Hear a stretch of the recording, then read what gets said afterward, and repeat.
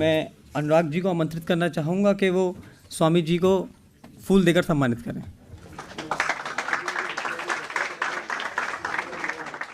मित्रों, पहले मैं आपके संगठन IBPTL को मैं बधाई देता हूं कि आपने ये कॉन्फ्रेंस को आयोजित किया है और ऐसे सब्जेक्ट पर और विषय पर जिसके बारे हमें वर्तमान आने वाले 20-25 साल के लिए बार बार हमें शोध करना पड़ेगा, अनुसंधान करना पड़ेगा, क्योंकि ये बढ़ते जाएगी। ये एक नया माध्यम से पैदा हुई है जिसको सोशल नेटवर्किंग कहते हैं, और इसका परिणाम तो दुनिया में दिखने लग गया है। जो इजिप्ट में कोई सोचता नहीं था, अब उसके इजिप्ट की जो अपराइजिंग है, उसका विद्रोह जो हुआ है, उसका परिणाम क्या होगा वो बाद में देखेंगे। परंतु ऐसा कुछ हो सकता है कि जब एक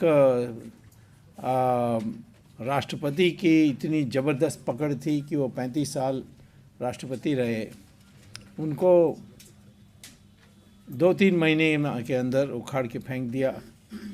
जो सबसे बड़े क्रूर अधिनायकवादी या तानाशाही में विश्वास करने वाला गद्दाफी को आखिर में नाला में जाकर छिपना पड़ा। तो ऐसे परिणाम, परिस्थिति और परिवर्तन सोशल मीडिया से हुई है। ऐसे एक रामराई बनी है, आज सीरिया में भी वही चल रही है। तो मैं थोड़ा पहले भूमिका देने चाहता हूँ कि हम लोगों के जो प्रचार तंत्र है या आपस में परस्पर अपने विचारों को बताने के लिए और लेने के लिए जो तंत्र बने हैं या यंत्र बने हैं, वो किस प्रकार से उसकी एवोल्यूशन हुई है। एक ज़माने में हम सब जवानी यानी बोलते थे और आपस में, और उससे प्रसारण होता था। और इसमें कभी एक आप जो कहते हैं वो आखिर में दूसरे व्यक्ति के पास सही रूप में पहुंचेगी, इस पर कोई निश्चितता नहीं थी। स्कूल में पता नहीं आप लोगों को याद होगा कि जब मैं तो स्कूल में था तब ये खेल होती थी कि क्लास को लंबे लाइन में खड़ा कर देते थे और टीचर एक संदेश आखिर में खड़ा हुआ स्टूडेंट है उसको देते थे और कहते थे कि तुम कान में जो तुम्हारे सामने खड़ा हुआ है उसको बताओ, और वो दूसरे को बताएगा। ऐसे ये कड़ी में जाकर आखिर में जो सबसे आगे खड़ा है उसको संदेश मिलेगी, और वो संदेश क्या है वो बोलेगा। तो हर बार हमने देखा ये जब ये खेल हुआ कि टीचर कहता था या कहती थी कि आज मौसम अच्छा है, और वो हम दूसरे को कहें आज मौसम अच्छा है, और आखिर में यहाँ कई लोग हैं कहते हैं कि हमें हिंदी नहीं समझ में आ रही है। हाँ, वेबकास्ट पीपल नहीं, वो आखिर में ओके ऑल इंडिया ओके। तो मैं मिक्स नहीं करूँगा, परंतु एक पैराग्राफ हिंदी में और दूसरा पैराग्राफ अंग्रेजी में ऐसा करूँगा। हमें अडल्ट्रेशन पसंद नहीं है।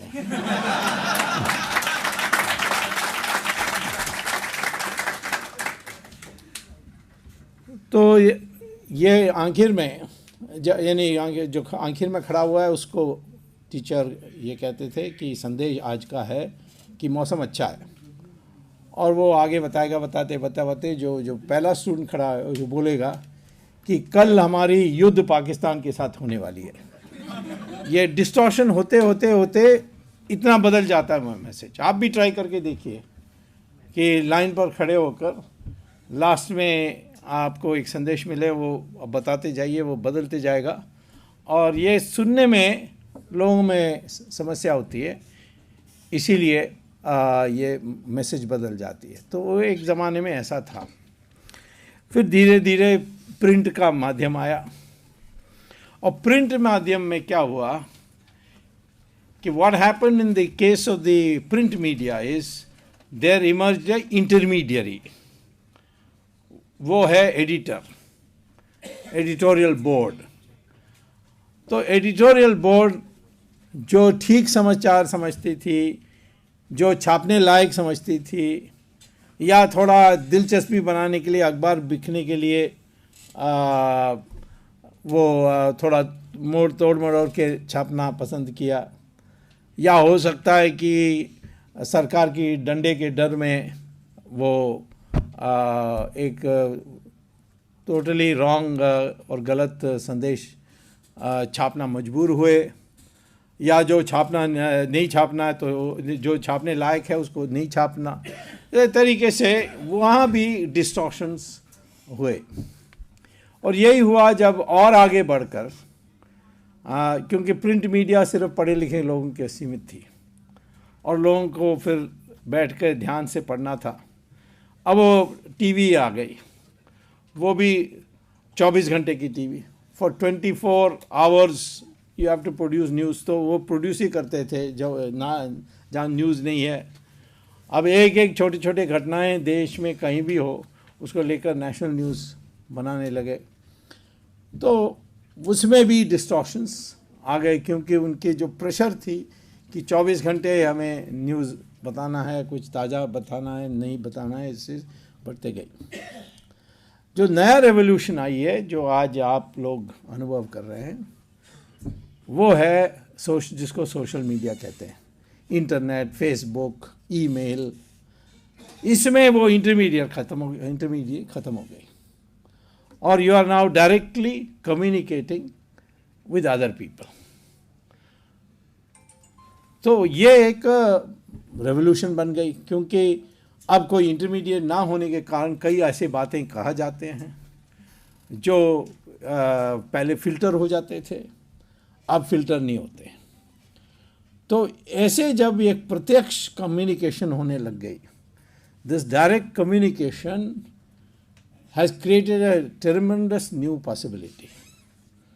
तो उसके लिए हमें कैसे तैयारी करनी चाहिए, ये हमें पहले अपने को तैयार करनी चाहिए, यानी हम तैयार होने चाहिए उसमें, इस पावरफुल मीडियम के लिए। We should be ready to be able to use this to its fullest। and ये बहुत दिन चलने वाला है। ये इसका यंत्र का, ये इंटरनेट का जो यंत्र है, उसका विकल्प बहुत साल लगेंगे, और कम से कम 50 साल, आने वाले 50 साल तो इंटरनेट का प्रभुसत्ता रहेगी इस प्रकार से, और हावी रहेगी सब जगहों में, और ज़्यादा बढ़ेगी। तो how to go about doing it. अब पहले तो मैं ये कहना चाहता हूँ कि हम लोगों को किस तरीके से तैयार करनी है भविष्य के लिए। दिस न्यू इंफॉर्मेशन रेवोल्यूशन, ये इंफॉर्मेशन रेवोल्यूशन के अतिरिक्त इस सेंचुरी को कहते हैं ये नॉलेज रेवोल्यूशन है। ऐसे नई नई चीज़ें बनने वाली हैं जिससे सारा रेवोल्यूशन हो जाएगा, यानी सारा बदल जाएगा, मामला कम्प्लीटली बदल जाएगा। जैसे हाइड्रोजन फ्यूल सेल्स हैं, ये हाइड्रोजन फ्यूल सेल्स का लगभग रिसर्च पूरा हो गया है, सारा जो शोध का कार्य और अनुसंधान का कार्य है वो हो गया है। और वो हाइड्रोजन फ्यूल सेल्स का उपयोग किस में होगा? मोटर गाड़ी में होगा, और मोटर गाड़ी में होगा तो पेट्रोल की ज़रूरत नहीं होगी, और पेट्रोल की ज़रूरत नहीं होगी तो फिर ये अरब का जो संपत्ति है वो ख़त्म हो जाएगी, और उन सारे अरब देश दोबारा तंबू और ऊंट के पास वापस जाना पड़ेगा।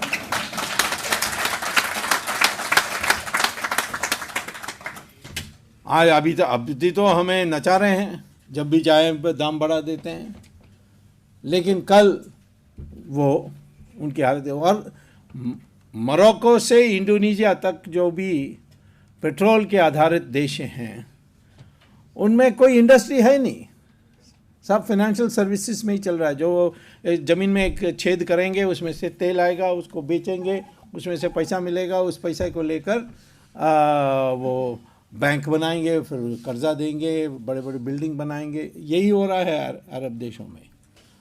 तो ये पेट्रोल के बिना वो ज़िंदा नहीं रह सकते, यानी वो एक आधुनिक देश बन नहीं सकते हैं। लेकिन अमेरिका जिसने पूरा शोध कर लिया है, उनके जो ऑयल कंपनीज़ हैं, वो ऑयल कंपनीज़ ये हाइड्रोजन फ्यूल सेल्स ना आए इसके लिए पूरी ताकत लगा रही है। क्यों? क्योंकि उनका सारा इन्वेस्टमेंट बिगड़ जाएगा, वो रिफाइनरी सब बंद करना पड़ेगा, तो इसलिए वो नहीं कर रहे हैं। तो हम लोग कर सकते हैं। हमने लगभग 70-80% रिसर्च हमारे देश में भी हो गया है, और बाकी 30% हो जाए। और थोरियम का तीसरी साइकिल जिसको हम ना कर पाए, इसके लिए अमेरिका और पश्चिमी देश बड़े ताकत लगा रही है, और इसीलिए इंडो यूएस न्यूक्लियर डील भी साइन हुआ कि ताकि हम ये यूरेनियम के अभाव के लिए हम कहीं थोरियम का थर्ड साइकिल भी, 2 साइकिल तो हमने पूरा कर दिया। होमी भाभा ने 3 साइकिल की आवश्यकता सोची, और ये थोरियम जो है ये हमारे जो समुद्र के किनारे जो मिट्टी है, इसको रेत कहते हैं, उस रेत में आपको मिलता है। आप तो निकाल के कर सकते हैं। आज तो बड़ी स्मगलिंग होती है उसकी, बड़ी ज़ोरदार, पर दुनिया के 60% थोरियम हमारे देश में है। और यूरेनियम 2050 के बाद ज़ीरो होगा, कोई मिलेगा ही नहीं यूरेनियम, उसकी सप्लाई लिमिटेड है। तो उसको पोस्टपोन करने के लिए अमेरिका ने ये इंडो यूएस न्यूक्लियर डील आपको दिया है कि हम आपको सप्लाई करेंगे यूरेनियम, आप दूसरा खोज मत करिए। और मनमोहन सिंह की सरकार ने जो रिसर्च के लिए, थोरियम के लिए पैसा रखते थे पहले बजट में, उसको इस बार लगभग ज़ीरो कर दिया। तो ऐसी चीज़ों का जानकारी प्राप्त करने के लिए आपके लिए पहला ये कर्तव्य होगा।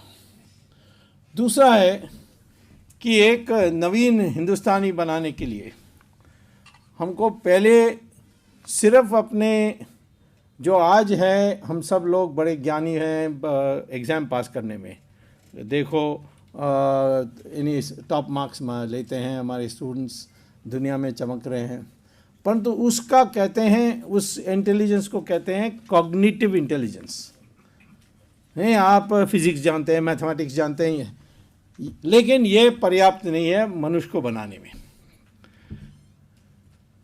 जो इंटेलिजेंस है वो 6 प्रकार है, और ये मैं कोई नई बात नहीं बता रहा हूँ, ये सब आपको हमारे ऋषि मुनियों ने बहुत पहले ही कह रखा है, लेकिन उसको नया लैंग्वेज में, मॉडर्न इंग्लिश में मैं बताऊँगा आपको।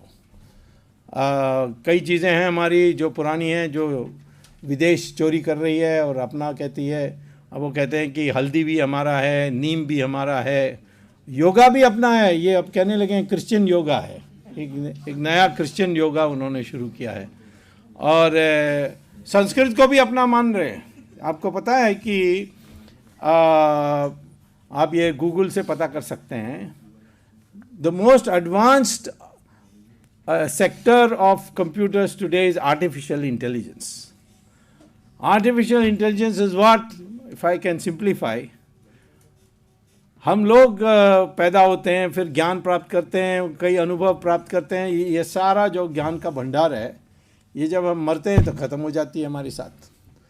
तो ये एक प्रोजेक्ट बनी कि रिटायर होने के बाद कंप्यूटर के सामने बैठ करके आपने क्या जीवन में सीखा और क्या अनुभव से सीखा, ये कंप्यूटर को डिक्टेट करेंगे, और कंप्यूटर उसको वॉइस रिकग्निशन के आधार पर वो उसको जमा करेगी, स्टोर करेगी, और तरह तरह के लोग बोलेंगे और तरह तरह की बातों को एक भंडार में वो इकट्ठा करेंगे।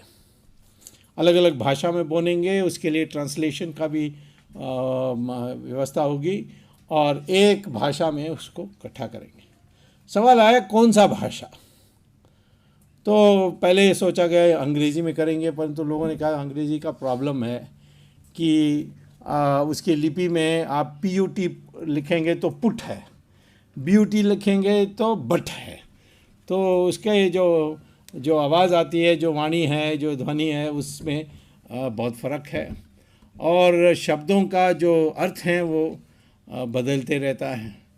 तो उन्होंने सोचा कि एक नया भाषा को पैदा करनी चाहिए। तो 18 साल के लिए नासा ने रिसर्च किया, और रिसर्च करने के बाद 1988 में, यानी 20 साल से 25 साल के लगभग पूर्व, उन्होंने journal of artificial intelligence NASA का रिक ब्रिग्स के नाम पर एक आर्टिकल लिखी गई, इस शोध का क्या परिणाम है, और ये आप गूगल से मंगवा सकते हैं। और उन्होंने कहा है कि हमने ये 18 साल की रिसर्च के बाद इस निष्कर्ष में पहुँचे हैं कि नया भाषा पैदा करने की ज़रूरत नहीं है। एक भाषा है जिसकी लिपि के में से जो ध्वनि वाणी निकलती है वो परफेक्ट है, और उसके एक एक शब्दों की जो प्रिसाइज मीनिंग्स हैं वो है संस्कृत, और इसीलिए सबको संस्कृत सीखना चाहिए आर्टिफिशियल इंटेलिजेंस।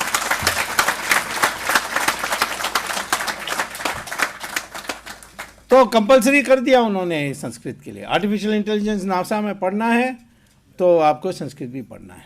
और बुश ने भी उसके आखिरी दिन पर उसने एक अध्यादेश जारी की कि जो भी कॉलेज अमेरिका में संस्कृत पढ़ाएगी उसके लिए स्पेशल फेडरल ग्रांट्स मिलेगी। अब हमारे देश में वो कहेंगे संस्कृत पढ़ोगे, कहते हैं ये कम्युनल आदमी है, कहाँ से इसका।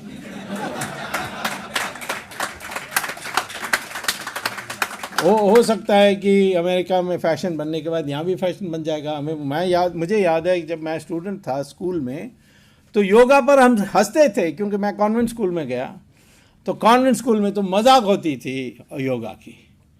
लेकिन जब सारे जैन फोंडा ये सब लोग योगा प्रैक्टिस करने लगे, तो फिर यहाँ भी लोग बदल गए। अब योगा, हमारे साधु सन्यासियों का कितनी मान है वहाँ। मुझे भी कभी मुसीबत होती है, क्योंकि मेरा नाम स्वामी है, मैं असली स्वामी नहीं हूँ। डायरेक्टरी में मेरा नाम देख लेते हैं तो मेरे पीछे पड़ जाते हैं कि हमें वेदना है, हमारे मनस में अस्थिरता है, तो आप हमें सिखाइए कैसे स्थिरता ला सकते हैं। तो ये एक हमारे जो हमारे ऋषि मुनियों ने जो ज्ञान प्राप्त की, इसके बारे हम लोगों को पता नहीं है, क्योंकि 200 साल में अंग्रेज़ों ने ऐसे सिलेबस बदल दी कि हम लोगों को अपना असलियत क्या है अभी पता नहीं है। तो मैं भविष्य के लिए कहता हूँ कि एक नया हिंदुस्तानी तैयार करनी है, और उसके लिए हमारे जो पूर्वजों ने जो ज्ञान प्राप्त की और ज्ञान के को भंडार तैयार की, उसको हमें सीखना चाहिए। और मैं कहता हूँ कि इंटरनेट के ज़रिए या आपके ट्वीट के ज़रिए या आपके फेसबुक के जो भी हो, धीरे धीरे आपको कहीं ना कहीं संकल्प करके, कभी टाइम निकाल करके आपको संस्कृत सीखना चाहिए। क्योंकि संस्कृत में बोलने से वो वाइब्रेशंस पैदा होते हैं जिससे आप में ट्रांसफॉर्मेशन होती है। तो मैं पहले कहता हूँ कि बुद्धि के आयाम 6 हैं, और उस 6 में एक है जो फिज़िक्स, मैथमेटिक्स, ये सब, इसको कॉग्निटिव साइंसेस कहते हैं, कॉग्निटिव इंटेलिजेंस। दूसरा है जिसको कहते हैं इमोशनल इंटेलिजेंस। ये वेद में इमोशनल नहीं लिखा है, परंतु ये आजकल अमेरिका में जैसे हार्वर्ड के एजुकेशन डिपार्टमेंट जब पढ़ाते हैं तो उसको इमोशनल इंटेलिजेंस, पुस्तक भी छपा है, जो सम कोलमन, आप हाँ गेलमन, कोलमन, ऐसा कोई कोलमैन, हाँ। तो इमोशनल इंटेलिजेंस क्या है कि आप उस भाषा में बोलनी चाहिए जिससे बोल रहे हैं वो आपके पक्ष में हो जाए, या आपकी बात को सुनने के लिए तैयार हैं, स्वीकार करने के लिए तैयार हैं।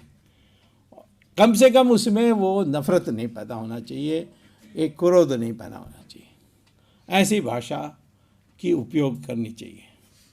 तो उसको इमोशनल इंटेलिजेंस है, how to speak in such a way that your ideas find easy acceptability.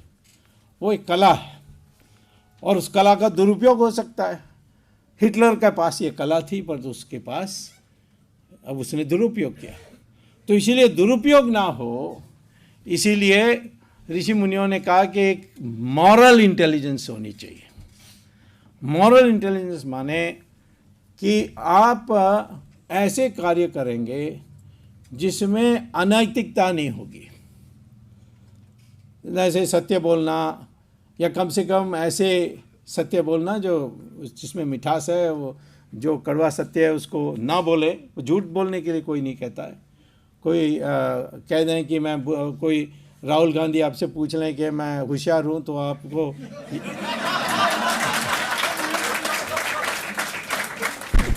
आपको जवाब ये नहीं होना चाहिए कि हाँ हाँ आप बहुत होशियार हैं, ये झूठ हो गया। अब क्या,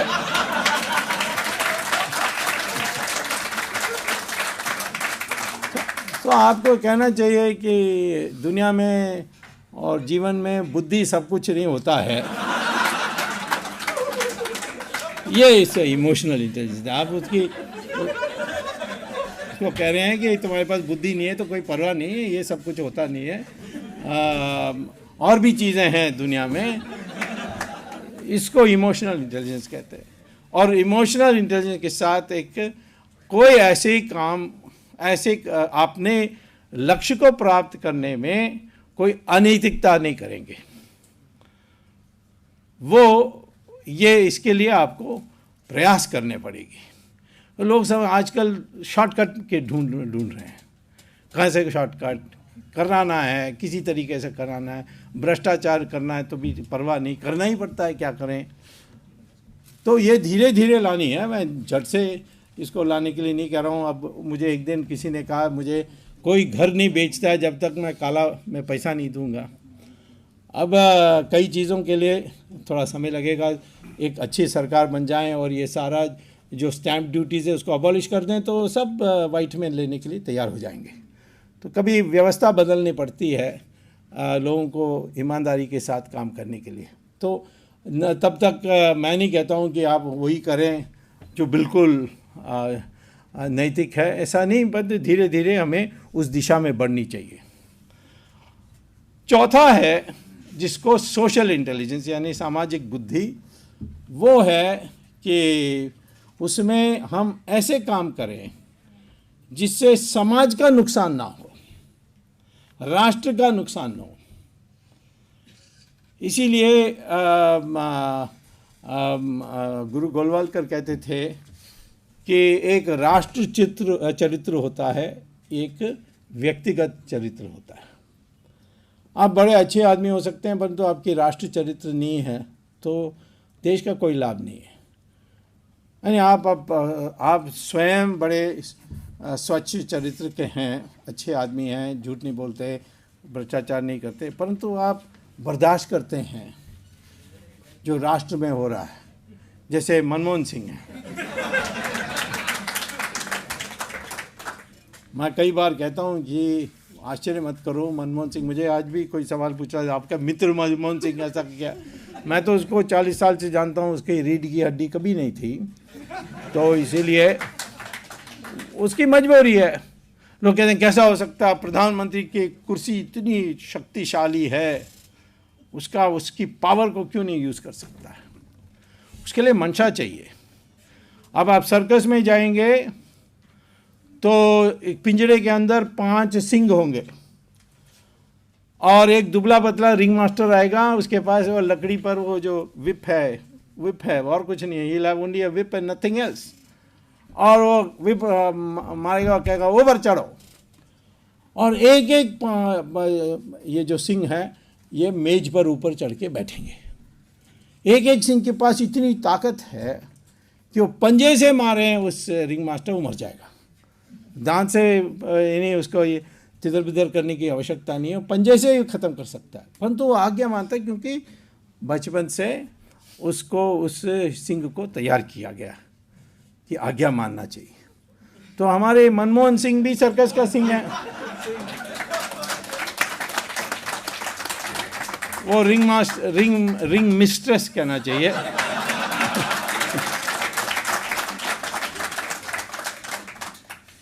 तो वो आकर उसको कहती है और मान लेता है, मानना पड़ता है उसको, तो और कुछ पता ही नहीं है। मैंने एक बार पूछा था उनसे कि ऐसा क्यों करते हो, तो वो कहता है कि हर आदमी सुब्रमण्यम स्वामी बन सकता है।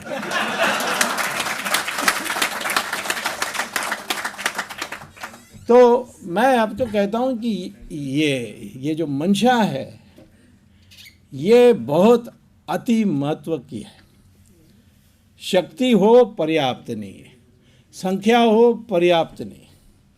संख्या के बारे में मैं बताऊँ कि 1000 बकरी एक जगह में खड़ी है और एक शेर आएगा, तो बकरी के पास संख्या है, वो तो भागेगा बकरी, उसमें से 1-2 उसके लंच भी बन जाएगा उस शेर का, क्योंकि वो बकरी डर जाती है और डरने के बाद संख्या हो ना हो भागते हैं, इधर उधर हो जाते हैं। तो इसीलिए मैं आपसे कहता हूं कि ये मंशा डेवलपमेंट करना वेरी है। तो पहले तो आपका कॉग्निटिव डेवलपमेंट होनी चाहिए, इसमें कोई दो राय नहीं है। दूसरा है कि आपको किस तरीके से अपने विचार को रखना है। लोगों के को गाली दे करके कभी आप मान नहीं सकते। हाँ ठीक है, गाली गलौज में एक ज़्यादा दे दें और दूसरा कम दे दें, उसमें से आपको तो कुछ प्रसन्नता होगी, मैंने यानी उससे कुछ बनने वाला नहीं। आप वो आपके सामने खड़े हुआ कितना भी नाली की भाषा में बोलें, लेकिन आपकी भाषा में कोई परिवर्तन नहीं होनी चाहिए। और वो आप ट्विटर में भी ये देखिए, हाँ सख्त भाषा हो सकती है परंतु उसमें अश्लीलता नहीं होनी चाहिए। ये हमारी पहचान होनी चाहिए कि राष्ट्रवादी यानी देशभक्ति है तो कभी अश्लील भाषा नहीं उपयोग करेगा।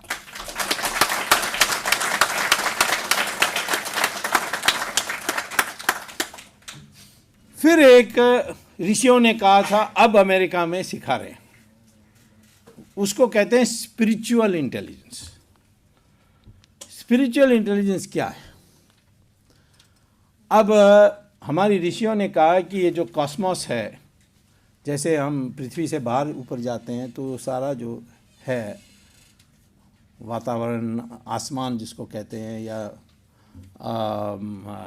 यानी अपने स्पेस कहते हैं अंग्रेजी में, वो है कॉस्मोस। उसमें सब कुछ है, ज्ञान, सारे ज्ञान जो भी अतीत और भविष्य सब ज्ञान उसमें है। और आपको अपने ध्यान योगा या मेडिटेशन या कंसंट्रेशन या जो भी है उससे आपका माइंड उससे कनेक्ट होना चाहिए, तब आप जीनियस हो जाएंगे। ये बहुत मुश्किल का काम है, इसके लिए बड़ी साधना, इसलिए तपस्या बहुत होते हैं और ऋषि मुनियों ने करके दिखाया है। और कई लोग होते हैं जो भविष्य की भविष्यवाणी करते हैं, उनको कैसा पता है जो हम नहीं कर सकते? वो इसीलिए क्योंकि उनका, इसको कहते हैं न्यूरल वाईफाई।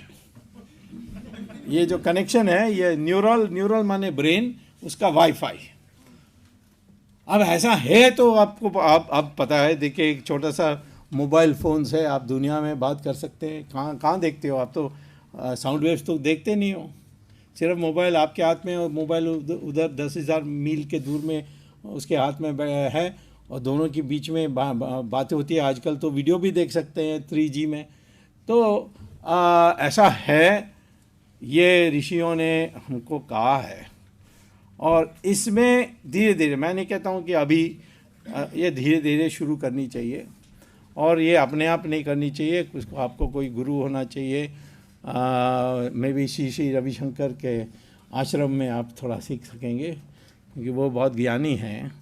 और उनके देखिए आश्रम में दुनिया भर से लोग आए हुए आते हैं, भरते हैं, बड़ी संख्या में आते हैं। क्या बात है, कोई रविशंकर को देखकर कोई समझेगा कि ये कोई मॉडल है? ये तो साधारण कपड़ा पहनता है। मैं जब विद्यार्थी था हार्वर्ड में PhD लेने के लिए गया था, तो मुझे एक क्लासमेट ने एक दिन पूछा कि तुम्हारे हिंदुस्तानी में कुछ खराबी है। मैंने कहा क्यों? आपने नेता उस आदमी महात्मा गांधी को मान लिया जो ठीक से कपड़ा भी नहीं पहनता है। तो उनके देशों में ठीक से कपड़ा पहनना होता है, सूट बूट, चमका हुआ जूता, परंतु हमारे देश में जयप्रकाश हो या महात्मा गांधी हो, उनके किस प्रकार के कपड़े पहनते हैं हम दिखते नहीं है। जितना कम पहनते हैं उसको उतना त्यागी समझते हैं। हमारे साधु सन्यासी भी देखिए भगवा पहनते हैं। पोप का देखिए कितना सजा हुआ है, वो सैटिन और डायमंड नेकलेस, ये और सैफायर नेकलेस, दुनिया भर के उसके टोपी में कितने ज्वेल्स हैं, और मुल्लाज में भी ऐसे ही हैं। तो मैं कहता हूँ कि इस देश में हमारे ऋषि मुनियों ने ये स्ट्रक्चर बनाई है कि सबसे उच्च है ज्ञान और त्याग, और जो ज्ञानी है और त्यागी है वही है ब्राह्मण। ये ब्राह्मण जो पैदा हुआ है ये नहीं है। आप अपने को ब्राह्मण कहें और बाटा शू कंपनी में एग्जीक्यूटिव डायरेक्टर हैं, वो नहीं हो सकता। उसमें कोई बुरा नहीं है कि आप बाटा शू कंपनी में डायरेक्टर हैं, परंतु जो जिस मंशा से बनी थी हमारी वर्ण व्यवस्था वो तो अब ख़त्म हो गई है। अब इसको सुधारने में बहुत मुश्किल है। तो इसलिए ज़्यादा अच्छा है कि हम पहले अपने को सबको हिंदुस्तानी कहें। हिंदुस्तानी माने हिंदू या अन्य धर्म के लोग जो ये स्वीकार करने के लिए तैयार हैं कि हमारा पूर्वज हिंदू है। और ऐसे ही है, आई मीन डीएनए स्टडीज़ अब तो यही कहता है, ये देखिए हम अलग हैं, सब बकवास है। ये आर्यन द्रविडियन थियरी सब नॉनसेंस है। मैंने रिसर्च भी किया था और पता किया कि ये जो राज ठाकरे है उसका डीएनए और यूपी टैक्सी वाला का डीएनए एक ही है। क्योंकि राज ठाकरे डीएनए के लिए आपको बाल से भी पता कर सकते हैं। तो मेरा एक मित्र था, उसके साथ वो हेयर ड्रेसिंग सैलून जाता था, तो मैंने कहा एक दिन उसका बाल लेकर आना। तो मिलने के बाद मैंने 10 रुपया दिया एक टैक्सी ड्राइवर को कि कहा तुम्हारा बाल का एक सैंपल दे दो। उसने सोचा मैं पागल हूँ, फिर भी दे दिया उसने। और उसका मैंने हैदराबाद में लेबॉरेटरी भेजा तो पता किया तो डीएनए एक ही है। सब भी अब तो रिसर्च छपी है in Cambridge university, Houston university, Mysore university, where shows DNA is the same. कई कहते हैं कि स्किन कलर में फ़र्क है। Skin colour is got nothing to with race, that is got to do with pigmentation.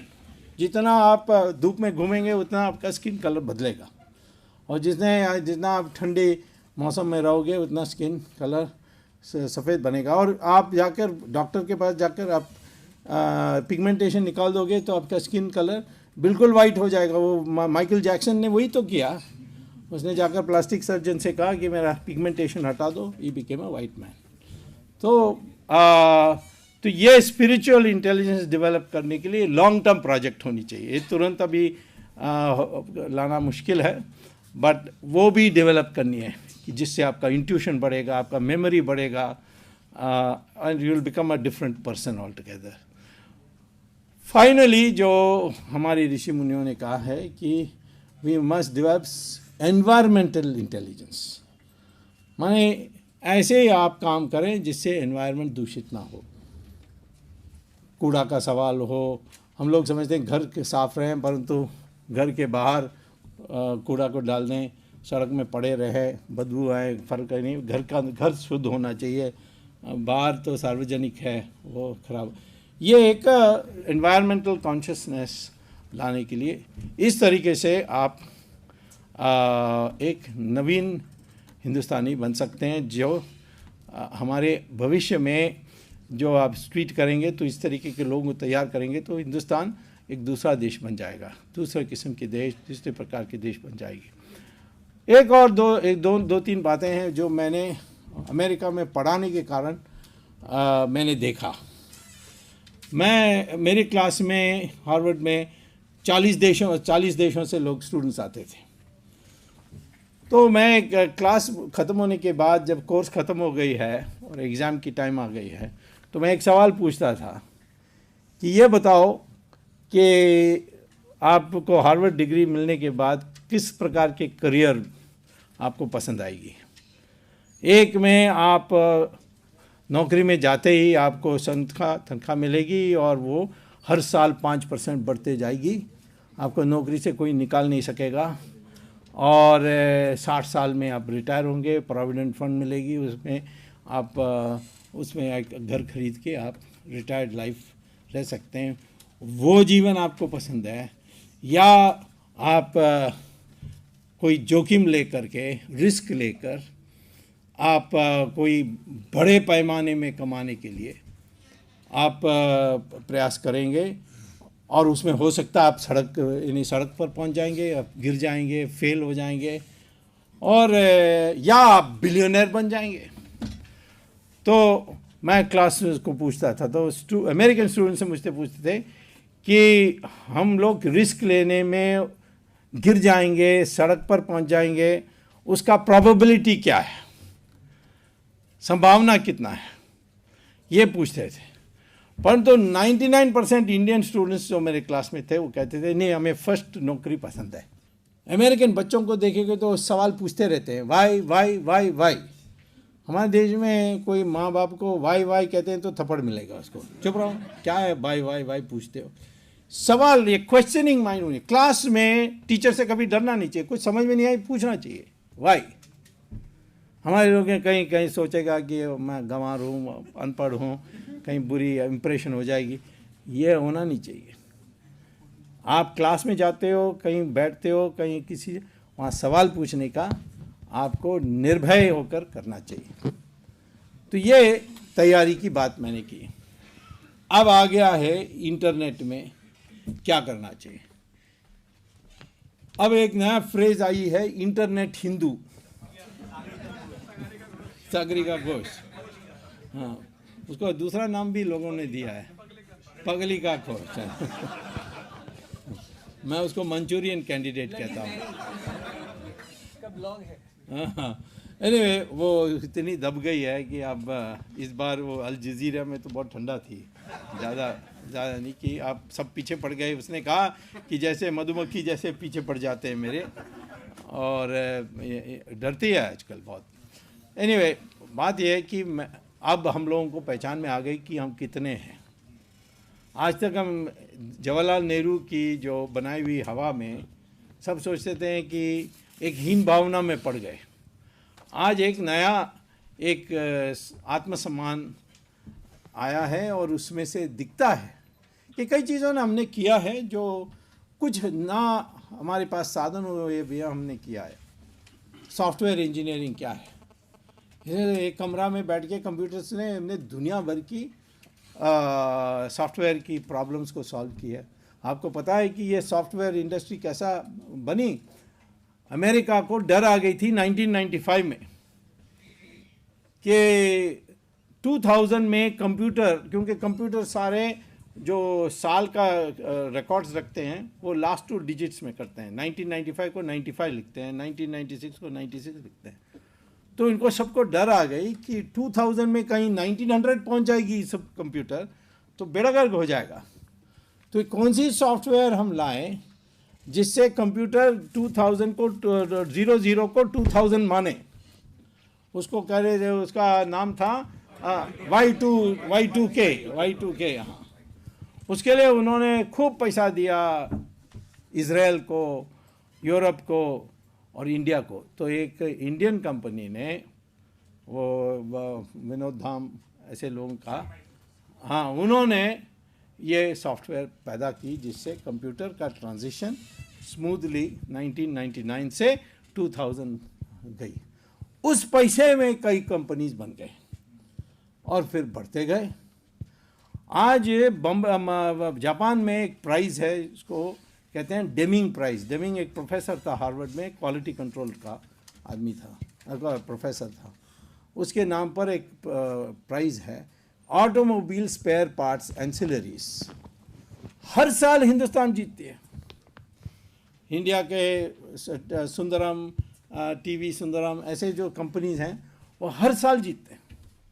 We are considered the best producers of automobile ancillaries. Top quality, कोई deviation नहीं, precision on measurements etcetera, ये हमने करके दिखाया है। हमारे लोग America में नासा में भरे हैं, माइक्रोसॉफ्ट में भर के हैं। इन सब को लीडरशिप हमारे इंडिया का नाम पर नहीं है, दूसरे लोगों के लीडरशिप में हम कर रहे हैं, तो हमारी क्षमता का हमने सिद्ध कर दिया। तो आज मैं कहता हूँ कि पहला हम लोगों को इंटरनेट हिंदू ये भले कहें, परंतु वास्तविकता है कि एक राष्ट्रवादी हिंदू या विराट हिंदू जिसको मैं कहता हूँ, एक विराट हिंदू बनने की आवश्यकता है। और मुस्लिम मानना चाहता है तो मैं उसको विराट हिंदुस्तानी कहूँगा, प्रोवाइडेड वो ये मान लें कि उनका पूर्वज हिंदू है। वो नहीं मानेगा जिसके माने वो गजनी गौरी का पूर्वज है उसका। तो इसीलिए हमें इसमें छांटना है, क्योंकि हमने पाकिस्तान किसके लिए बनाया? हमने बनाया इसलिए कि वो जो मुसलमान हिंदू के साथ रह नहीं सकता, उसके लिए बनाया था। अब बनाने के बाद भी भैया डॉक्टर अंबेडकर ने बहुत स्पष्ट कहा था उस समय, बनाने के बाद भी वही अकेलापन, यानी अपने को एक इंटरनेशनल कम्युनिटी समझना। मुझे आश्चर्य हुआ कि उस दिन उमर फारूक ने कहा कि हमारे कश्मीर मुस्लिम मेजॉरिटी स्टेट है, इसीलिए कोई इजरायली को आना नहीं चाहिए। वो मुसलमान के लिए अलग से फॉरेन पॉलिसी में बनाने पड़ेगी। वैसे ही वो पागल करुणानिधि कहता है कि श्रीलंका को ट्रेनिंग नहीं देना चाहिए। अरे श्रीलंका को ट्रेनिंग देंगे तो वो हमारे और पक्ष में हो जाएंगे, हमसे हमारे मित्र बन जाएंगे। नहीं तो उनको हम नहीं ट्रेनिंग देंगे तो चाइना ट्रेनिंग देगी। तो ये जो एक पृथकवाद की जो मंशा है, इसको बदलना है। और मैं ये कहता हूँ कि एक हिंदुस्तानी आइडेंटिटी बनानी चाहिए। सब देश बोलते हैं, उनके विभिन्न प्रकार के लोग रहते हैं उनके देश में। जैसे अमेरिका में सैमुअल हंटिंगटन ने कहा कि America is a white Anglo Saxon Christian English speaking country. तो किसी ने कहा कि फिलीपींस कहाँ जाएगा, ये इंडियन कहाँ जाएगा, ये अरब कहाँ जाएगा? उससे वो सब यहाँ रह सकते हैं, परंतु पहचान है अमेरिका का white Anglo Saxon Christian Protestant English speaking person, wasp, जिसको वास्प WASP। तो उसी प्रकार से अभी 18 दिसंबर को BBC ने ब्रिटिश प्राइम मिनिस्टर को पूछा कि ब्रिटेन का पहचान क्या है। उन्होंने कहा क्रिश्चियन कंट्री। तो उन्होंने कहा कि BBC ने कहा कि but we have Hindus Muslims Christians, I mean Jews, so many other, maybe, but हमारे पहचान है क्रिश्चियन। अमेरिका में बॉबी जिंडल एक हैं जिसके कहते हैं कि वो प्रेसिडेंट बन सकता है, लेकिन वो क्रिश्चियन बन गया। वो बड़े कट्टर हिंदू फैमिली से आता है, लेकिन वो क्रिश्चियन बन गया। क्यों बन गया? कहता है कि मुझे कहा उसने कि मुझे वोट नहीं मिलेगी अमेरिका में, मैं क्रिश्चियन नहीं हूँ। तो और बराक ओबामा को भी कितना नचाते हैं, ये क्रिश्चियन हो नहीं हो, तुम्हारा बीच का नाम हुसैन है। तो अब हर देश में एक पहचान तो होनी चाहिए। हमारी इतनी लंबी संस्कृति, हिंदू संस्कृति, इसमें अच्छा मुसलमान ने भी कुछ कंट्रीब्यूट किया, क्रिश्चियन भी, ठीक है, पर गंगा में भी कितने छोटे छोटे नदियां जुड़ते हैं। इसके माने गंगा का नाम बदल देंगे हम? गंगा तो गंगा ही रहेगी।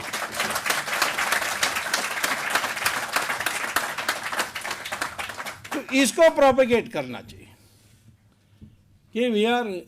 और मैं ये क्या कहता हूँ कि किसी को इस देश का हक नहीं है। मैं कहता हूँ तुम मान लो पूर्वज, तो तुम्हारी देश उतना ही बन जाती जितनी मेरी है। और इसलिए धर्म बदलने से संस्कृति नहीं बदलती। जब ये अपने को इंटरनेशनल बनाते हैं कि इजराइल को अरब देश पसंद नहीं करते, इसलिए हम भी नहीं पसंद करेंगे क्योंकि हम मुसलमान हैं, ये कैसा होगा? हमारे देश के लिए इजराइल ने कितना मदद की है, और ये यहूदी लोग कितने बुद्धिमान हैं और कितने पिटके आए। एक ही देश में पिटाई नहीं हुई, वो हमारी देश। और जब इजराइल बनी तो पहला प्रस्ताव पार्लियामेंट में पास हुआ, धन्य हो ये भारतीय, एक देश दुनिया में जहां हमारी शोषण नहीं हुई वो है हिंदुस्तान। हम जब 100% थे, हमने किसी को तकलीफ नहीं दिया। हमने तो पारसी को अपना मान लिया। पारसी के साथ हमने एक ही बात कही थी। वो आए थे गुजरात के बॉर्डर में, एक द्वारका के पास एक संजान एक जगह है वहाँ, तो वहाँ बहुत मारकाट हुई थी। मुसलमान ने पर्शिया को कैप्चर कर लिया था। एक ज़माने में पर्शिया हिंदुस्तान का हिस्सा था, कई पर्शिया से थी, आपको पता है। हाँ, और जब राम को वनवास जाने की बात आई थी तो उसका अभिषेक नहीं हो सकता, राम के सामने नहीं हो सका, क्योंकि भरत उस समय गवर्नर था पर्शिया का और उसको वहाँ से बुलाना था। तो उसके बाद हमारे देश से गए ऐसे लोग कहते हैं ज़ोरास्टर, और उन्होंने एक अपनी अग्नि पूजा की धर्म बनाई और उस देश का आक्रमण हुआ और मुसलमान ने उसको कैप्चर किया और ये लोग भागे, दुनिया भर के जगहों में भागे। पर हिंदुस्तान में जब आए तो जो राणा था संजान का, जादा राणा उसका नाम था, उसने शंकराचार्य को बुलाया कि मैं क्या करूं इनके साथ। तो शंकराचार्य ने ये पारसियों को कहा कि 5 कंडीशंस हैं, ये मान लो तुम हमारे बराबर हो। क्या कंडीशन? पहले तुम ये जो कपड़े पहने हो ईरान के वो नहीं पहन सकते हो, आप हमारे जैसे ही कपड़े पहनोगे। तो पारसी सब साड़ी पहनते हैं और वेस्टर्नाइज लोग तो कुछ भी हो कर सकते हैं, बट जो पारसी हैं अपने जो रिलीजियस फंक्शंस में वो कुर्ता पजामा पहनते हैं, साड़ी पहनते हैं। सो दूसरा है, उन्होंने कहा कि तुम पर्शियन नहीं बोलोगे, तुम गुजराती बोलोगे। तो पर्शियन छोड़ दिया, अब पारसी तो गुजराती बोलते हैं, उनको पर्शियन आता नहीं है। तीसरा उन्होंने कहा कि गाय को नहीं खाओगे। तो आज भी जो रिलीजियस पारसी है वो गाय नहीं खाता है। चौथा है कि हथियार सब आप हथियार नहीं रखोगे, तो हथियार कोई उन्होंने छोड़ दिया। पर नहीं तो वो पारसी का धर्म में हथियार रखना बहुत अनिवार्य था, उन्होंने छोड़ दिया। और पाँचवें कि जब शादी होगी उस समय 2 संस्कृत के श्लोका उसने लिख कर दिया शंकराचार्य, उसको रिसाइट करेंगे। आज भी वो उनके शादी में करते हैं, तो उसको पारसी कॉन्ट्रैक्ट कहते हैं। और उस कॉन्ट्रैक्ट के अनुसार आज पारसी के बारे कोई कुछ नहीं बोलता है। सिर्फ 60,000 हैं, इतने जगहों में बैठे हैं। आज हमारे चीफ जस्टिस पारसी है, कोई कुछ बोलता है नहीं, कभी जय जयकार करते हैं, बड़ा ईमानदार आदमी है। और इसी प्रकार से एयरफोर्स का फाली मेजर था, हमारे अटॉर्नी जनरल सोरी सोराब जी थे, कोई उसके बारे में पारसी इसके नाम पर विभिन्नता की नहीं कहता। तो मैं ये मुसलमान को भी कहता हूँ, देखो पारसी के साथ ऐसा हुआ, यहूदियों के साथ ऐसा हुआ, तुम लोगों के साथ वैसे ही होगा जैसे इनके साथ हुआ, यदि आप उसी तरीके से रहोगे। इसीलिए आपको अपना पूर्वज जो वास्तविकता है उससे जोड़ना चाहिए। ये तो एक आइडेंटिटी की बात है, इसकी प्रचार होनी चाहिए। संस्कृत धीरे धीरे अपनी राष्ट्रभाषा बननी चाहिए और वो हिंदी का संस्कृत निष्ठ करते करते, उसके शब्दों का संस्कृत करते करते वो संस्कृत बन जाएगा। जब शंकराचार्य ने बौद्ध धर्म को हराया बातचीत से, शास्त्रार्थ उसको कहते हैं, तब शिष्यों ने पूछा कि ये पाली को हम बहिष्कार करें। तो कहा नहीं, पाली को संस्कृत शब्द जोड़ते जाओ, एक दिन पाली संस्कृत बन जाएगा। और वैसे ही हुआ, पाली चले गई और संस्कृत वापस आ गई। तो संस्कृत हिंदी के ज़रिए हम इसको धीरे धीरे संस्कृत बना सकते हैं। और हमारे हर भाषा में संस्कृत के शब्द हैं। तमिल में भी 40% शब्द संस्कृत के हैं। मैंने करुणानिधि को एक बार समझाया था ये, मैंने कहा आपका नाम ही संस्कृत है, करुणा और निधि। तो फिर उसने कहा कि नहीं, असली बात है कि ये संस्कृत ने तमिल से चोरी की हुई शब्द है। मैंने कहा कम से कम बराबर तो है, एक जैसा तो है, इतना तो मानते हो क्या हम चोरी करें या वो चोरी करें, इसका नहीं। तो हर भाषा में शब्दें जो हैं अनेक हैं। मलयालम में तो 80-90% संस्कृत शब्द हैं, बंगाली में भी ऐसे ही है। सो हर भाषा में संस्कृत शब्द कॉमन होने के कारण हम संस्कृत को धीरे धीरे ऑल इंडिया लैंग्वेज बना सकते हैं और उसको साइंस में भी पढ़ा सकते हैं, सब कुछ कर सकते हैं। अंग्रेज़ी तो सीखना है, वो इंटरनेशनल लैंग्वेज है ही, लेकिन हिंदी संस्कृत को लाने के लिए हम लोगों को प्रचार करना चाहिए। और तीसरा जो मैं वास्तव में ट्वीट्स को धन्यवाद देना चाहता हूँ इन दिनों में जो भी मैंने 2G में किया है, और ख़ास तौर पर चिदम्बरम को पकड़ने में, ये आपके ट्वीट लोगों ने मुझे बताया कि आपको पता है कि कार्तिक का कंपनीज ये हैं। अब वो कौन है मैं नहीं जानता हूँ, क्योंकि उसका पहचान उसमें पूरा नहीं है, लेकिन उसने कंपनी सारी दे दी। मैंने इतना ढूंढा, मिला नहीं, परंतु उसने सारा 12 दे दी। मुझे लगता है उसके परिवार के ही किसी ने ट्वीट करके बताया। तो ये जानकारी देने का, कोई भी पढ़ते हो, कहीं भी पढ़ते हो, वो जो आप लोग कर रहे हो उसको और करो। हम सब लोगों को ज्ञान प्राप्त करना और जानकारी प्राप्त करना बहुत आवश्यक है। और चिदम्बरम के बारे लोग मुझे बहुत ट्वीट में पूछते हैं, मैं बता रहा हूँ कि ट्रायल कोर्ट में मैं ज़रूर मेरी पूरी बात नहीं मानी, उसने आधा बात मान ली, वो आधा बात छिप गई, जो मूल बात है उसी पर लोग रह गए। मैंने 2 बातें कही थी ट्रायल कोर्ट में कि राजा ने अकेला फैसला नहीं किया, राजा ने चिदम्बरम के साथ मिलकर फैसला किया, और चिदम्बरम उसकी सीनियर पार्टनर थे, वही बताते थे ऐसा करो, ऐसा करो, ऐसा करो। और दूसरा है कि राजा को तो आपने अंदर कर दिया, तो इसको भी अंदर करो। तो आधा बात मान ली मुझे मेरी ट्रायल कोर्ट के जज ने कि हाँ दोनों ने मिलकर फैसला किया, लेकिन क्रिमिनल मंशा से काम किया चिदम्बरम, ये मैंने प्रूव नहीं किया। अब देखिए, मर्डर में तो क्रिमिनल मंशा, उसको मेंजरिया कहते हैं लैटिन में, वो क्रिमिनल मेंटालिटी दिखाना होता है कि क्रिमिनल इंटेंशन था, लेकिन करप्शन में नहीं। तो मैं सुप्रीम कोर्ट में गया और सुप्रीम कोर्ट ने मेरी बातों सुनकर ऑर्डर्स रिजर्व हो गए, कभी भी आ सकता है, लेकिन 17 तारीख को मैं एक नया केस जोड़ रहा हूँ, वो है एयरसेल मैक्सिस, उसमें तो और भी ज़्यादा पकड़े जाएगा। और ट्रायल कोर्ट में जाकर मैंने कहा कि 25 साल पहले एक नरसिंहार हुआ था मेरठ में, हशीमपुरा, उसमें इसी ने ऑर्डर दिया था।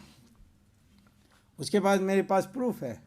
उस समय भी मैंने पार्लियामेंट में इस आवाज़ उठाया था। तो अब क्योंकि ये हिंदू टेरर की बात कर रहा है, तो बताएंगे कौन है असली हिंदू टेरर।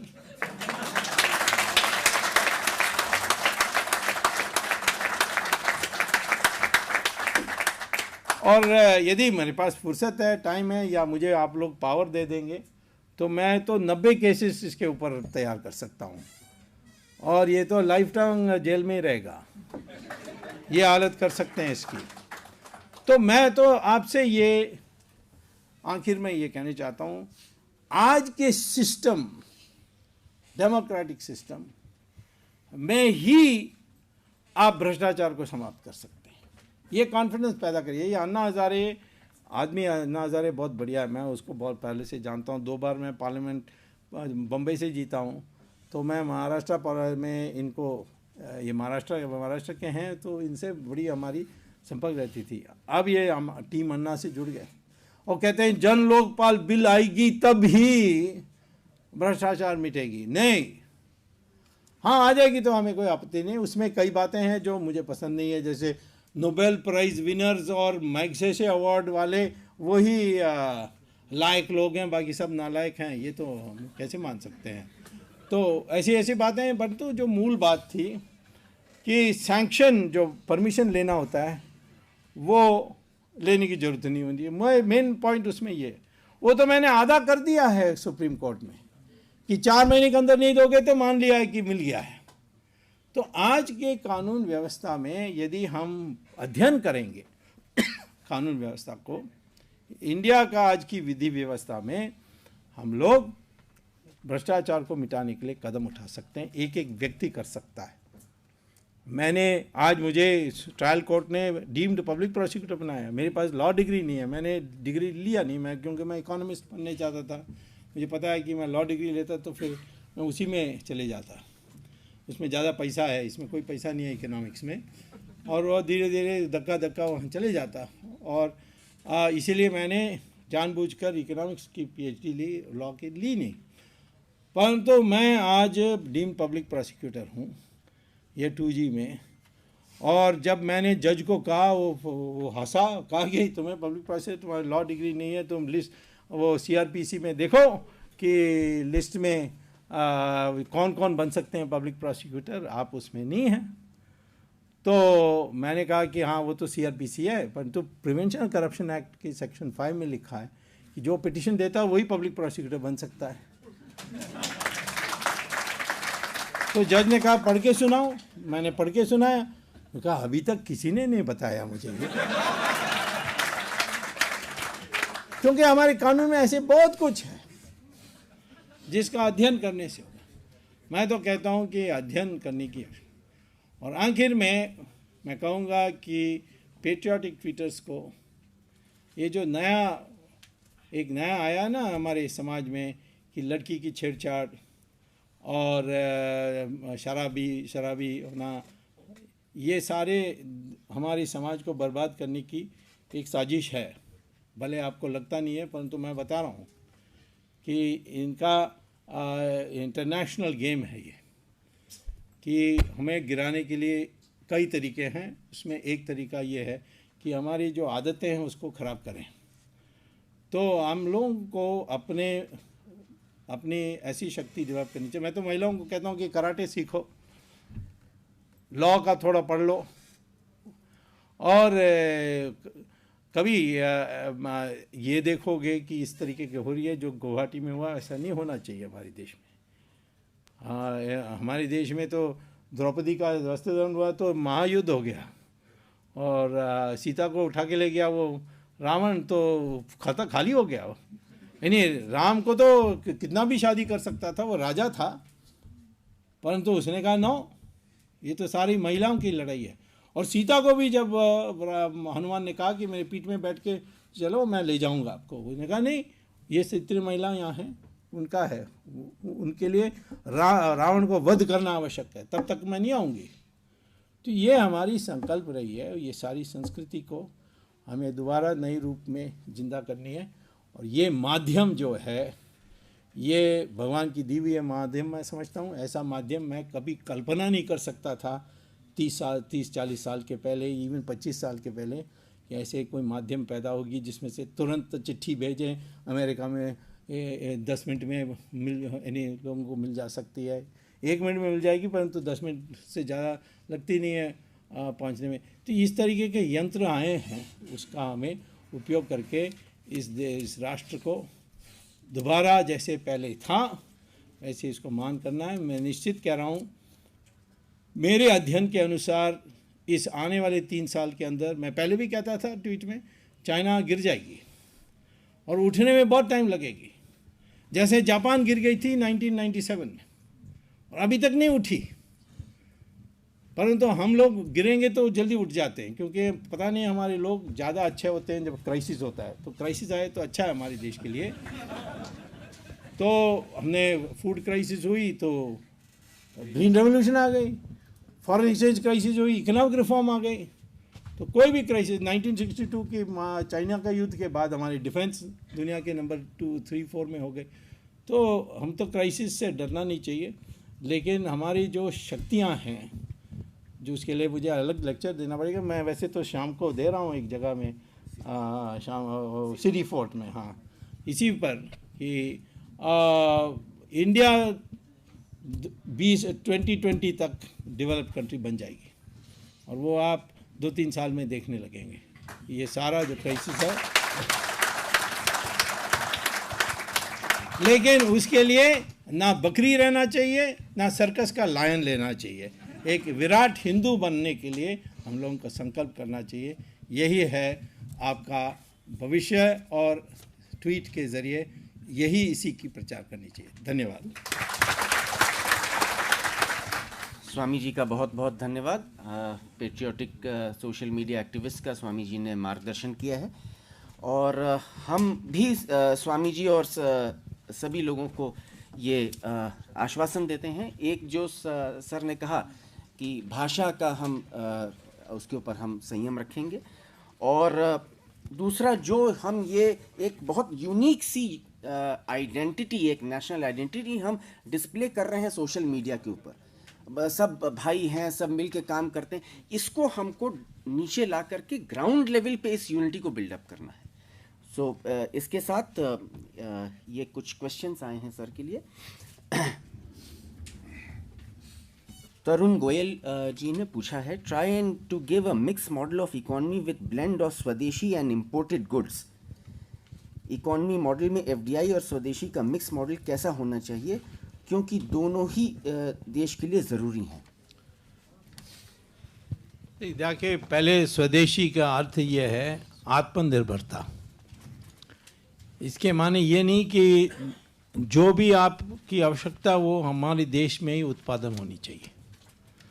सिर्फ इतना है कि विदेश से कुछ आप मंगवाओगे या खरीदोगे या आयात करोगे, उस आयात के लिए आपके पास निर्यात से पैसा जो मिलती है वो पर्याप्त होना चाहिए, और उससे थोड़ा ज़्यादा होना चाहिए ताकि फॉरेन एक्सचेंज रिजर्व्स भी बने। ये है स्वदेशी का अर्थ। और एफडीआई, किस विषय पर हमें एफडीआई लेनी चाहिए? अब वॉलमार्ट का सवाल है। लोग मुझे कहते हैं कि चाइना ने वॉलमार्ट को स्वीकार कर लिया है। बात तो सही है कि चाइना में वॉलमार्ट है, तो हम क्यों नहीं करें? हम इसीलिए नहीं कर सकते क्योंकि वॉलमार्ट हिंदुस्तान में आएगी तो वो पूंजी 2% इंटरेस्ट में, यानी उसको ब्याज 2% में उसको कर्जा मिल जाती है, और उस 2% की कर्जा लेकर के यहाँ के मज़दूरों का वो फ़ायदा उठाएगी। और हमारे लोग वॉलमार्ट के सामने फिर स्पर्धा में कैसे खड़े होंगे जब उनको कर्जा मिलती है 12% में, 15% में, 18% में? तो ये तो बराबर की लड़ाई नहीं है। हाँ, ये कह दें अमेरिका कि हिंदुस्तान के कोई भी कंपनी अमेरिका में जाकर किसी टेंडर में compete करेगी, जैसे घर बनाने की बात है, सड़क बनाने की बात है, उसमें हिंदुस्तान से मजदूर ला सकती है। तब हम कहेंगे कि हाँ वॉलमार्ट आ सकती है। क्यों? क्योंकि हमारे मजदूर वहाँ जाएंगे तो कोई भी टेंडर होगी हम ही जीतेंगे। क्यों? हमारी मजदूर की जो वेतन है वो अमेरिका के वेतन में बहुत कम है, तो हम लोग टेंडर आसानी से जीत जाएंगे और यहाँ जो हम खोते हैं वहाँ गेन कर लेंगे। पर वहाँ अमेरिका कहते हैं नहीं नहीं, ये तो इमिग्रेशन प्रॉब्लम है, हम नहीं आने देंगे। वो तो सॉफ्टवेयर इंजीनियर के लिए वो H वीज़ा भी है, वो दुनिया भर के कंडीशन डाल रहे हैं। तो वो कैपिटल ला सकते हैं बिना, यानी उनकी मांग है कि कोई रुकावट नहीं होनी चाहिए कैपिटल आने में, और आपके लेबर का पूल में आपके साथ स्पर्धा में रहेंगे। लेकिन हमारे देश में आप अपना जो सस्ता है माने लेबर, उसको नहीं ला सकते। तो ये तो बराबर की लड़ाई नहीं है। चाइना का दूसरा है। चाइना में कम्युनिस्ट रूल में उन्होंने ये व्यापारी वर्ग है उसको गोली से मार दी, बुर्जुआ कह के उनको ख़त्म कर दी, और सब स्टेट ओनरशिप में चल रही थी। जब उन्होंने मार्केट इकोनॉमी के फैसला की, उनके पास कोई सर्विसेज नहीं है, सर्विस सेक्टर तो लगभग जीरो था, उनके पास ऐसे व्यापारी लोग नहीं थे, तो उन्होंने व्यापारी लोगों को इंपोर्ट करना था। इसीलिए वॉलमार्ट ने व्यापार अपने मजदूर को भी लाए और यानी पूंजी को भी लाए। तो चाइना के लिए ठीक था, हमारे लिए नहीं था। तो ये एफडीआई उसी में लेना चाहिए जिसमें हम लोगों की बराबरी की स्पर्धा होगी। तो फिर तो हम कभी भी तैयार हैं एफडीआई आ जाएं, स्पर्धा में रहें। परंतु ये स्पर्धा नहीं होता है और ये लोग अपने देश में मुनाफा कमाने के लिए आते हैं। और मैं कहता हूँ कि कितनी भी कंडीशन डाल दो, मुनाफा कमा सकते तो आ जाएंगे। मुझे अभी 2G स्पेक्ट्रम के जो लाइसेंस कैंसिल हुई, लोगों ने कहा एफडीआई का को बुरा असर हो जाएगा। मैंने कहा क्या बात करते हो, यहाँ प्रॉफिट मिल रही है, देखो कितनी भीड़ लगेगी। अभी ऑक्शन का अनाउंसमेंट हुआ, अब ट्राई का एस्टिमेट है कि 1,76,000 करोड़ रुपए हम खो गए पिछले बार। इस बार हमें 7 लाख करोड़ रुपए मिलने वाली है स्पेक्ट्रम की 2G ऑक्शन से। Total tax bill, tax revenue हमारे बजट में कितना है? 5 लाख करोड़। सब्सिडी कितना है? 2 लाख करोड़।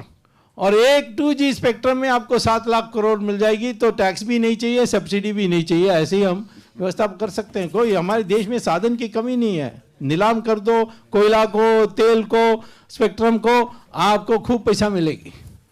आज यह है कि वो सस्ते दाम पर देते हैं, फिर वो विदेशी कंपनी को बेचते हैं, खूब कमाते हैं, उसमें से थोड़ा पैसा बांट देते हैं, सोनिया गांधी को ज़्यादा और बाकी लोगों को कम, और हमारी देश की लूट हो रही है।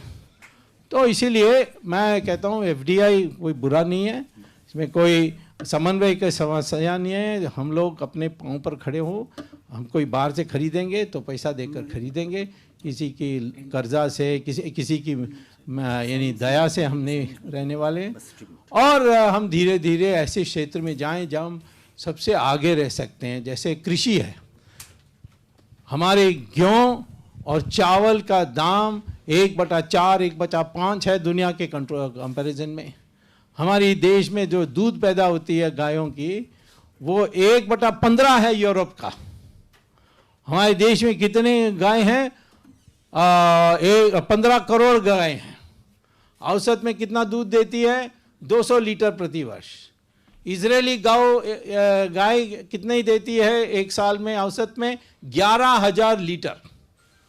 और हमारे 15 करोड़ गाय 11,000 लीटर देने लगे, तो यहाँ मालवीय ऑडिटोरियम को मुझे दूध में तैर करके आना पड़ेगा, इतना दूर हो जाए दूध हो जाएगा हमारे देश में। तो ये सारे हमारे देश में तो क्षमता ही क्षमता पड़े हैं। 12 महीने हमारे देश में हम कृषि कर सकते हैं। अमेरिका में 5 महीने नहीं कर सकते, हिम गिरती है। चाइना में 4 महीने की नहीं कर सकते, हिम गिरती है। यूरोप में भी 5 महीने नहीं कर सकते, यहाँ 12 महीने कर सकते। लेकिन कितने फसल बोते हैं हम एक साल में? सिर्फ 25% जमीन में एक से ज़्यादा फसल बोते हैं। अमेरिका में 3 फसल बोते हैं। तो हमारे देश में हम 3 फसल बोएंगे तो 3 गुना हो जाएगा प्रोडक्शन। लेकिन हम उसकी क्षमता उपयोग नहीं करते, पानी का व्यवस्था नहीं हुआ और सही दाम नहीं मिलती। तो इसीलिए कुल मिलाकर मैं कहता हूँ कि हमारे इसमें कोई असमंजस नहीं है, इसमें कोई परस्पर विरोध विषय नहीं है। हमें FDI भी लेनी है, परंतु अपने टर्म्स पर, और हमें अपनी स्वदेशी को भी जोर में रखनी है। Thank you.